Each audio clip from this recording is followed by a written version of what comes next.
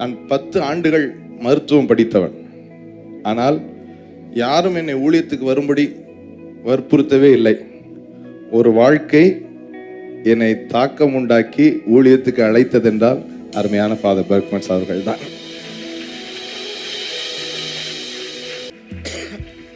என்னை ஊழியத்துக்கு வருகிறேன் என்று சொன்ன பொழுது எனக்கு ரொம்ப யோசனையாக இருந்தது எங்கள் பெற்றோர் தான்.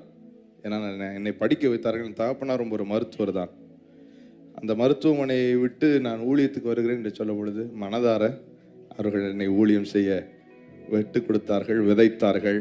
அதனால தான் நான் உங்கள் முன்பாக நின்று கொண்டிருக்கிறேன். ஆமென் சொல்லுங்களேன். ஒரு நல்ல தேவனை நாம் ஆராதிக்கிறோம். எத்தனை பேர் நம்புறீங்க? இந்த நல்ல தேவனை இந்த உலகத்துக்கு பறை சாற்றுகிற மகிமையான பாத்திரங்கள் தான் இங்கே உட்கார்ந்திருக்கிறோம். நம்மேல் தான் கர்த்தருடைய மகிமை உதித்திருக்கிறது. இனி வருகிற நாட்கள் இருள் பூமியையும் காரிருள் ஜனங்களை மூடும். ஆனால் கர்த்தருடைய மகிமை உன்மேல் காணப்படும். எழும்பி பிரகாசிக்கிற ஒரு காலம். எத்தனை பேர் நம்புறீங்க? நான் எழும்பி பிரகாசிப்பேன்னு சொல்றவங்க கை தட்டி ஆண்டவரை மகிமைப்படுத்து. நல்ல பலமா கை தட்டி. என்னை ஆண்டவர் ஊழியத்திற்கு அழைக்கும் பொழுது எனக்குள்ள பயங்கர கேள்வி. இந்த ஏசாயா 60 வைத்து தான் என்னோட பேசினா. ஒரு மே மாதம் என் கை கால்கள் எல்லாம் உதறினது கர்த்தருடைய சத்தத்தை கேட்ட பொழுது. ஆண்டவர் என்னோடு பேசின வார்த்தை, திரளான கடற்கரை ஜனங்கள் உன் வசம் திரும்புவார்கள், ஜாதியின் பலத்த சேனை உன்னிடத்துல வரும், உன் இருதயம் அதிசயப்பட்டு பூரிக்கும் என்று கர்த்தர் சொன்னார்.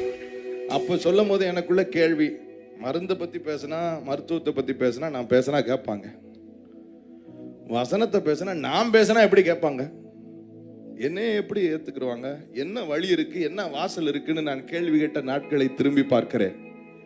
இந்த நாள் இந்த நேரம் திடீரென்று நினைத்து வந்ததல்ல. இது கர்த்தர் என்றோ முன்குறித்து வைத்தது. நல்லா பலமா கைதட்டி தேவனை மகிமைப்படுத்துங்க.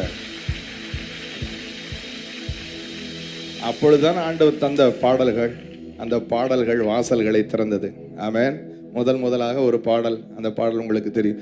உம்மை போல புரிந்து கொள்ள யாரும் இல்லையே, உம்மை போல அரவணைக்க யாரும் இல்லையே, உம்மை போல புரிந்து கொள்ள யாரும் இல்லையே, உம்மை போல அரவணைக்க யாரும் இல்லையே, நீர் போதும் என் வாழ்விலே ஏசையா, நீர் போதும்